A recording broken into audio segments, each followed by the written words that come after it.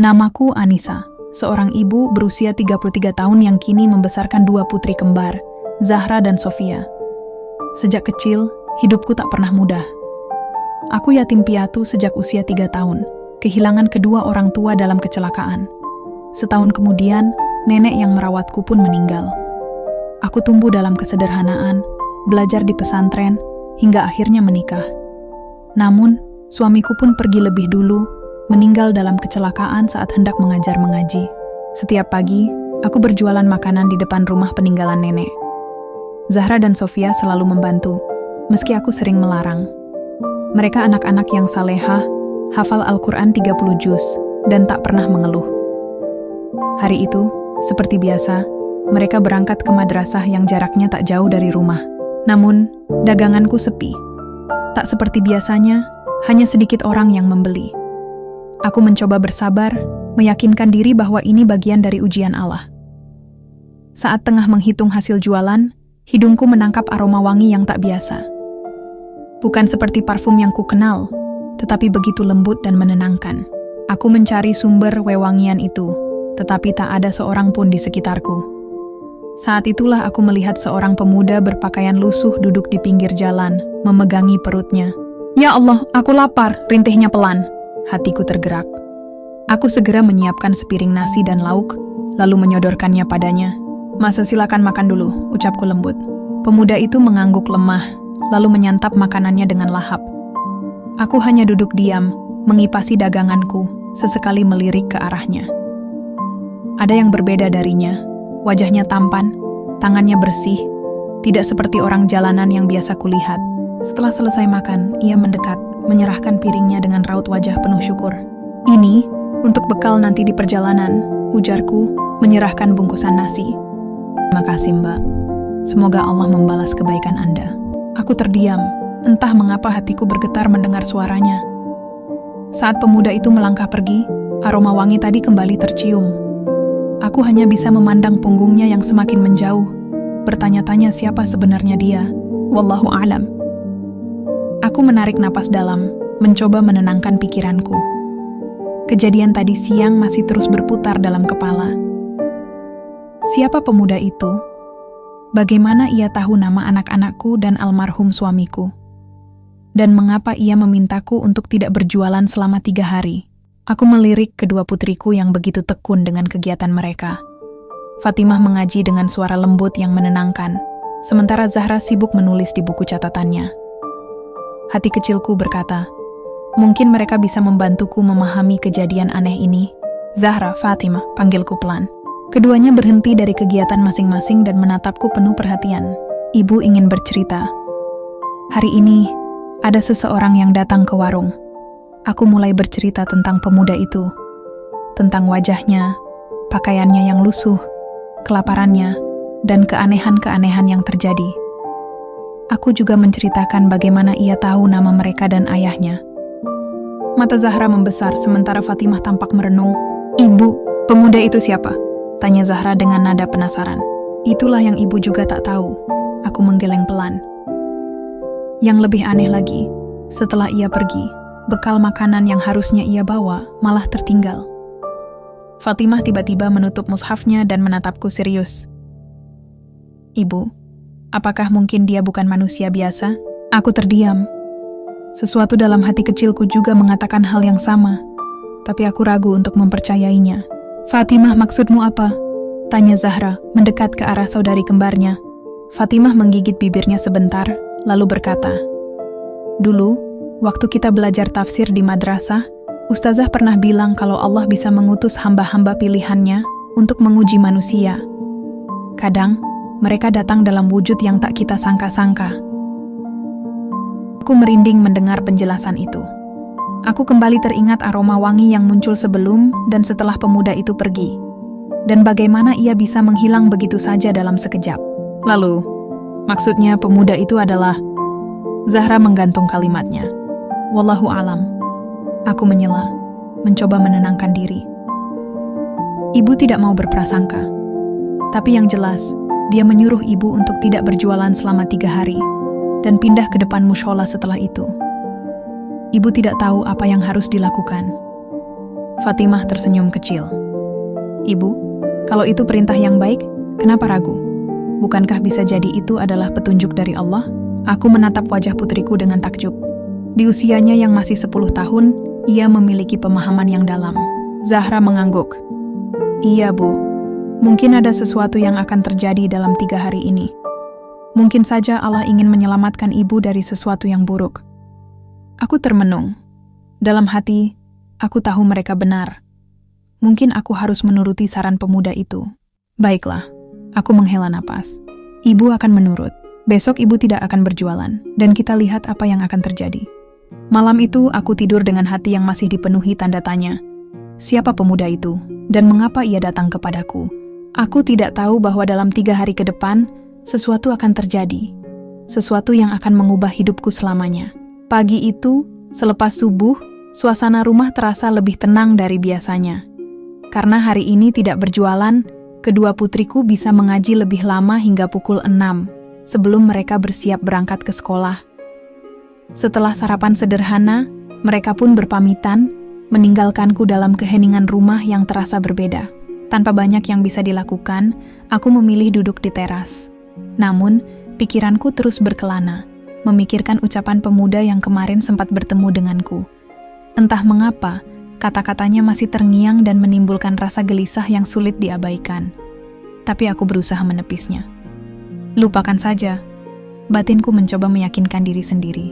Aku bangkit, mengambil sapu lidi, lalu mulai membersihkan halaman rumah yang dipenuhi dedaunan kering dari pohon mangga di depan. Sambil menyapu, beberapa tetangga yang melintas bertanya mengapa aku tidak berjualan. Aku hanya tersenyum dan menjawab singkat bahwa aku ingin beristirahat. Tak mungkin aku menceritakan kejadian kemarin. Aku khawatir mereka akan menertawakan atau malah menjadikannya bahan gunjingan. Waktu berlalu. Saat jarum jam menunjukkan pukul 8:15, aku memutuskan masuk ke dalam untuk membersihkan diri. Namun, belum sempat jauh melangkah ke dapur, tiba-tiba suara benturan keras menggema dari depan rumah. Suaranya begitu nyaring, seperti besi besar menghantam sesuatu. Disusul suara klakson yang meraung panjang. Jantungku berdegup kencang. Dengan cepat, aku berlari keluar dan seketika terkejut melihat pemandangan di depan mata. Sebuah truk gandeng dengan muatan berat menabrak pohon mangga di depan rumah. Truk itu ambruk ke arah kiri, tepat di lokasi tempatku biasa berjualan. Astagfirullah. Hanya itu yang mampu keluar dari bibirku. Aku berdiri mematung, tubuh terasa lemas. Seandainya aku tetap berjualan hari ini, entah apa yang akan terjadi padaku dan para pelanggan yang biasa berkumpul di sana. Aku memejamkan mata sejenak, mencoba menenangkan diri, sementara di sekelilingku, warga mulai berhamburan keluar rumah. Suara panik, teriakan, dan langkah-langkah tergesa memenuhi udara. Petugas datang untuk mengevakuasi truk dan membantu para korban. Sang sopir yang sudah berusia lanjut mengalami luka serius, sementara kernetnya terkena serpihan kaca, bahkan beberapa pecahannya masuk ke matanya. Mereka segera dilarikan ke rumah sakit. Dari obrolan warga, aku mendengar bahwa kecelakaan ini terjadi karena sopir mengantuk, dan tanpa sadar kendaraannya keluar jalur. Aku masih terguncang. Beberapa tetangga mencoba menenangkanku, tetapi pikiranku terus berputar pada satu hal. Bagaimana jika aku tetap berjualan hari ini? Apa yang akan terjadi padaku dan para pelanggan yang biasa berkumpul di sana? Sore harinya, beberapa perwakilan dari perusahaan ekspedisi datang. Mereka bertanggung jawab atas kejadian ini dan memberikan ganti rugi untuk perbaikan atap rumah yang hampir roboh terkena benturan truk. Saat menerima uang dalam jumlah yang belum pernah aku lihat seumur hidup, air mataku jatuh tanpa bisa dibendung. Antara syukur dan haru, aku sadar bahwa ini adalah bagian dari takdirnya, yang begitu misterius, namun penuh hikmah. Sepanjang hari, rumahku dipenuhi oleh banyak orang. Para petugas jalan raya sibuk mengevakuasi truk yang terbalik. Prosesnya tidak mudah dan memakan waktu cukup lama. Truk itu baru berhasil dipindahkan keesokan harinya. Di hari ketiga, aku meminta izin kepada pengurus mushola, Pak Deku, untuk berjualan di halaman mushola. Syukur alhamdulillah, beliau mengizinkan. Aku pun menyusun rencana agar bisa memulai berjualan di tempat baru ini keesokan harinya. Sesuai dengan yang diamanatkan oleh pemuda itu, hari keempat, aku memulai usahaku di lokasi baru. Yang mengejutkan, di hari pertama daganganku ludes lebih cepat dari biasanya. Jika biasanya aku menunggu hingga pukul 10, kali ini sebelum jam 8, semua sudah habis terjual. Hari berikutnya, aku menambah jumlah masakan, dan hasilnya tetap sama, ludes tanpa sisa. Hal ini terus berlangsung selama 2 minggu berturut-turut. Namun, ada satu hal yang membuatku terheran-heran. Setiap uang yang aku terima, tidak ada yang berupa recehan. Semua uang yang kuterima adalah lembaran 10 ribuan, padahal aku yakin beberapa pelanggan membayar dengan uang 5 ribu, atau bahkan 2 ribuan. Rasa syukur bercampur dengan sedikit ketakutan. Aku tidak tahu apa yang sebenarnya terjadi, tapi aku memilih mengembalikan semuanya kepada Allah. Mungkin ini memang kehendaknya. 3 minggu kemudian, setelah sholat duha, aku kedatangan tamu tak dikenal. Seorang pria tua, kira-kira berusia 60 tahunan, singgah ke rumahku dengan wajah lelah. "Bu, boleh minta segelas air? Saya haus sekali," katanya seraya duduk di teras. Tanpa berpikir panjang, aku segera mengambilkan segelas air putih dan menyerahkannya kepadanya. "Silakan Pak," ujarku. Ia meneguk habis air dalam 1 kali minum. Aku memperhatikan sosoknya sekilas, kulitnya putih, matanya sipit. Sepertinya ia keturunan Tionghoa. Tapi apa yang membuatnya datang ke rumahku yang sederhana ini? Melihat ekspresiku yang penuh tanda tanya, ia akhirnya menjelaskan. "Ban mobil saya bocor di sana. Saya sudah mencari minimarket untuk beli minum, tapi tidak ada. Jadi saya ke sini," katanya. "Oh, begitu. Tidak apa-apa, Pak," jawabku. "Saya sedang menunggu tukang tambal ban. Boleh saya duduk di sini sebentar?" Tanyanya lagi. "Tentu silakan," jawabku sopan. Obrolan pun berlanjut. Ia mulai bertanya tentang keluargaku, perjalanan hidupku, hingga akhirnya aku menceritakan bagaimana aku menjadi seorang janda. Entah kenapa, aku merasa nyaman berbicara dengannya, meskipun biasanya aku tidak terbiasa berbincang lama dengan laki-laki asing. Mungkin karena usianya yang sudah cukup lanjut, aku merasa tak ada yang perlu dikhawatirkan. Siang harinya, lelaki itu kembali ke rumahku. Kali ini, ia mengajak aku dan kedua putriku untuk pergi ke kota yang cukup jauh dari tempat tinggal kami. Aku sempat ragu, tapi entah kenapa hatiku merasa percaya.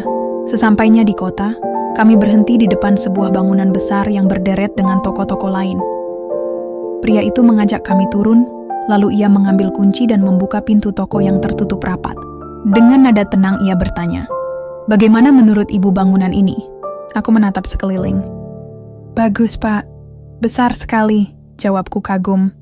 Bangunan itu terlihat terawat meski bukan baru. Tidak ada cat yang mengelupas atau sarang laba-laba di sudut-sudutnya. Lalu tanpa diduga, pria itu tersenyum dan berkata, "Toko ini untuk ibu. Silakan dipakai untuk berjualan." Aku terdiam, jantungku berdegup kencang. "Pak, apa maksudnya?" tanyaku dengan suara bergetar. "Saya ingin membantu. Ini rezeki untuk ibu," jawabnya santai. Aku tidak bisa berkata-kata. Antara percaya dan tidak, aku merasa seperti sedang bermimpi. Aku bahkan hampir bersujud di hadapannya, tapi ia melarang. Kami pun pulang dengan hati yang masih dipenuhi tanda tanya. 3 hari kemudian, pria itu datang lagi dan mengajakku melihat toko tersebut. Saat aku masuk ke dalam, air mataku langsung jatuh. Di sana, sudah tertata meja, kursi, dan peralatan memasak yang lengkap. Bahkan ada gerobak baru untuk tempat berjualan. Allahu Akbar, aku berbisik terisak haru. Lelaki itu menepati janjinya. Ia memberikan toko lengkap dengan semua fasilitasnya. "Kamu tinggal kasih nama saja nanti, Bu," katanya tersenyum. Aku benar-benar tak percaya.